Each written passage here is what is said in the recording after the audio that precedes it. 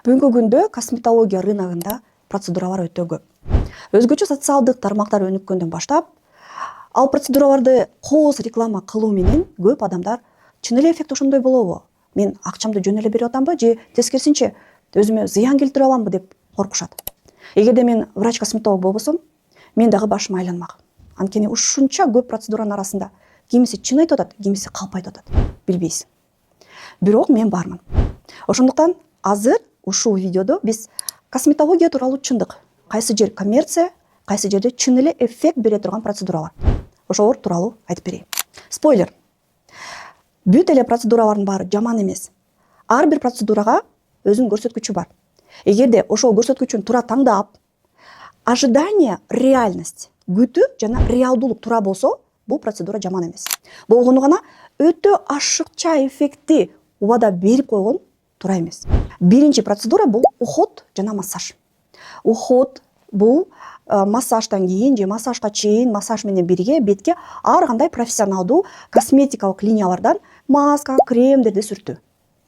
Ошондой эле массаж менен бет жашарат, бырышыңар кетет, бетиңер тартылат деген убадаларды берүү.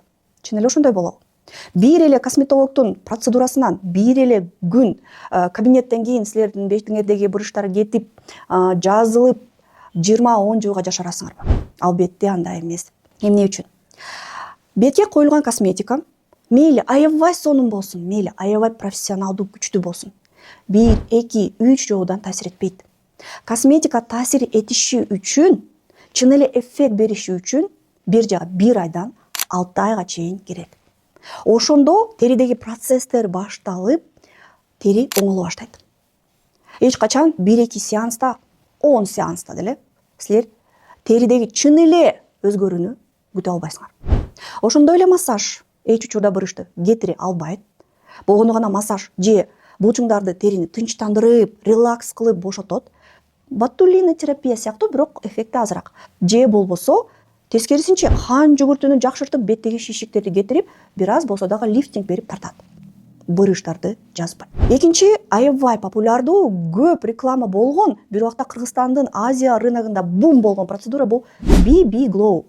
Бетти бир өңдүү кылып, өмүр бою бир процедура менен, 2 процедура менен тоналдык крем деп коет. Мен негизи эле дерматолог катары бул процедурага каршымын. Эмне себептен? Жөнөкөй сөз менен айтканда, бул беттин татуировкасы. Кашты татуировка кылабыз, эринди татуировка кылабыз, бирок бул жерде жарасы жеңил. Анткени көлөмү аз жана бул жердеги өң анча-мынча өзгөрүлсө көп билинбейт.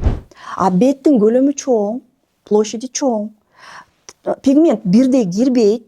Анан бир жери боз, бир жери ак, бир жери кара болуп калышы мүмкүн. Бул бир. Экинчи, стерилдүү состав же стерилдүү эмеспи? Частицалары, молекулалары кайсы размерде? Ошого дерма кандай реакция берет? Биринчиден сезгенүү башталат, экинчиден эпидермалдык барьер бузулат, үчүнчүдөн кандай реакция берет? Кийинкисине кандай таасир этет, эч ким билбейт. Бул теринин физиологиясын бузган процедура.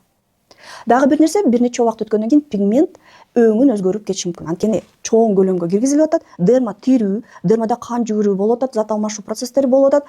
Бир жеринен жууп кетет, бир жеринде сиңип калат, бир жеринде терең сиңет. Ошондо бетиңер бир өңдүү эмес, тескерисинче ар кандай тактар менен болуп калышы мүмкүн. Жана пигменттин өң өзгөрүп кетсе, ал пигментти кетирүүдө силер кошумча шрамдар жана кошумча пигмент алып калышыңар мүмкүн. Ошон үчүн мен бул процедурага дерматолог катары каршымын. Негизи териңер тунук, бир өңдүү, жашнакай болсун десеңер, аны татуировка кылып боеп кереги жок. Аны дарылаш керек. Же болбосо дарылап туруп, анан жөнөкөй эле кам көрүүчү тоналдык кремдерди колдонуш керек.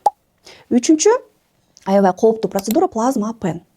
Балким көрүп жүргөнсүңөр. Майда тешиктерди жасап, атайын ручка болот.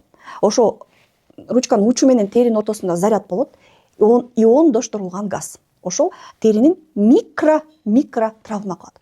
Ошондой микро травма кылып, анан сыйрылып түшүп, анан якобы тери жаңыланат. Чындыгында эч бир изилдөөлөр жок, эч бир статьялар жок. Анан дагы бул аябай кооптуу терини травма кылган процедура. Мен теринин ресурсун жакшырта турган, мен көбүнчө терини калыбына келтире турган методикаларга иштей турган врач катары ашыкча, керексиз обу жок травмалардан баш тартыңыз деп айтмакчымын. Ооба, кээ бир учурда мисалы абляциялык лазерде эгерде бетиңерде аябай чоң шрамдар болсо, же өгүрдөн калган тырыктар калса, абляциялык лазер туура техникасы менен, туура параметрлери менен, туура грамотный специалисттин колунда жакшы иштейт. Бирок плазма ПНде эч андай изилдөөлөр жок. Бул кандай ручка, стандартизация барбы протоколдун, кийин реабилитация кандай болот, эч ким айта албайт.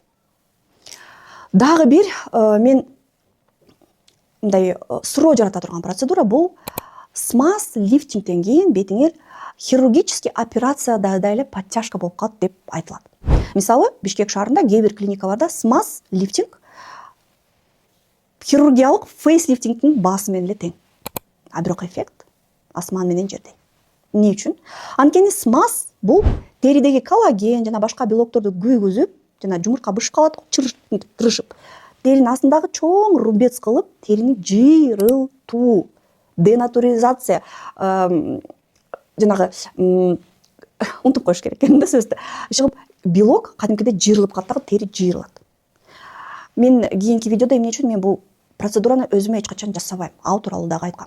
Смазды жасабагыла деп айтпайм. Өзүнүн пациенти бар, өзүнүн көрсөткүчтөрү бар. Бирок бетти операциядагыдай подтяжка кылат деген бул албетте чындыкка дал келбейт.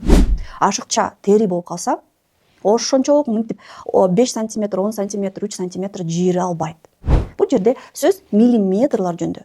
Болгону дагы теринин структурасын бузуп, ичинен күйгүзүп, анан тартуу. Өзүңөр ойлонгула. Дагы бир процедураны мен коммерциялык деп ойлойм. Эффект бербей турган процедура деп ойлойм. Кайсы? Бишкек шаарында көп эле жасалып атат, Кыргызстанда көп эле жасалып атат. Кислороддук мезотерапия деп коебуз, инъекциясыз мезотерапия деп коебуз, стеклянная кожа деп атат, иши көп түрлөрү көп. Суть бирөө эле. Чоң жанагы аба берилет, аба потогу берилет. Каттуу ошо аба менен териге якобы керектүү витаминдер, гиалурон кычкылы киргизилет. Бул калп. Эмне үчүн? Анткени териге 500 дальтондон чоң молекула кире албайт. Эгерде молекуласы кички болсо, анда ал молекула майды эритчү болуш керек, анан сөзсүз түрдө проводник болуш керек. Жетелеп кирген бир нерсе керек. Андан тышкары травма керек. Инъекция аркылуу травма кылабыз. Ошон үчүн биз ооруса дагы мезотерапия, биоревитализацияны укол менен жасаганга чыдап отурабыз. Анткени бул жерде негизги эффект терини травма кылуудан. Бирок травма десе эле бүт эле травма жакшы эмес. Бирок инъекциялык травма мен көп жылдан бери иштеген врач катары эң туура, эң мындай кооптуу эмес травма деп эсептейм. Демек, кислороддук мезотерапия, инъекциясыз мезотерапиянын эффекти бул косметикалык эффект. Дермада териде эч бир жаңылануу процесстерин, мындай жакшыртуу процесстерин баштабайт. Ал сырткы катмарын бир аз болсо нымдауштурат, бүгүн жасасаң сонун, эртең эффекти кетип калат. Бул дарылоо эмес, бул жөн эле косметика. Кыркы процедура, мени көп ойлондура турган процедура бул менин бир видеом бар, картаюу сценарийлер деген. Көрсөңүздөр болот. Ошол жерде 4 картаюу сценарий бар. Үчөөнө ушул процедура жарабайт. Кайсы? Отечно-деформационный шишик беттерге, бети ылдый агып түшкөндөргө. Экинчи, меникиндей чарчаңкы беттерге, усталое лицо, жана мускульный типтерге, жанагындай беттери катып кала турган айымдарга. Эмне үчүн? Анткени тол болбойт. Бул жиптер. Жиптердин түрү болот. Мезожиптер деп коет. Алар теринин каркасын кармаш үчүн терини калыңдатат. Жана коги же аптас деп коет. Айымдар уксаңар керек. Бул 1, 2, 3 жип, ошо жипти киргизебиз дагы, анан акырын терини тартып, кайра бияка тартып коебуз. Эмне үчүн? Ушу 3 типке жарабайт. Болгону гана 1 эле типке жарайт. Бул кайсы тип? Бул майда бырыш баскан мелкомашинистый типке жиптер жарайт. Жиптер менен бетти тартуу ошолорго сонун эффект берет. Анткени этти деле бир жипке илип көргүлөчү. Кармалабы? Чоң этти кармалбайт. Кичинекей жука терини илсеңер кармалат. Ошондой эле деформационный отечный тип бул шишикке толгон, сууга толгон, эти калың, бети калың адамдар. Мускульный тип бул булчуңдары оор, териси оор адамдар. Меники деле, мисалы, чарчаңкы типте деле баары бир этибиз бар. А мелкомашинистиде териси да жок, эти да жок. Аны бир аз жип менен эле тартып койсо боло берет. Дагы бир нюанс бар. Эгерде силер бетиңерди монитор көтөрүп тартсаңар, могу жердеги тери, ашыкча тери 1-3 сантиметрден ашык болбош керек. Эгерде ашык болсо, бул теринин баары могу жака жыйрылып, топтолуп калат. Ошон үчүн процедуралар жаман эмес. Аларды туура эмес пациентке, туура эмес убада берип, туура эмес түшүндүрүп жасаган адистер жаман.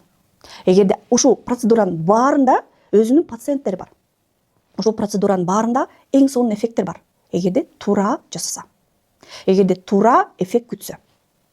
Бүгүнкү видео менин көп жылдык иштеген тажрыйбаман эч кимге айтылбаган сырлар болчу. Ошон үчүн мен силерге мындай көңүлүм менен, чын жүрөгүм менен берген маалымат жакса, лайк басып, кызыккан суроолоруңар болсо жазып койсоңор, мен абдан кубанат элем.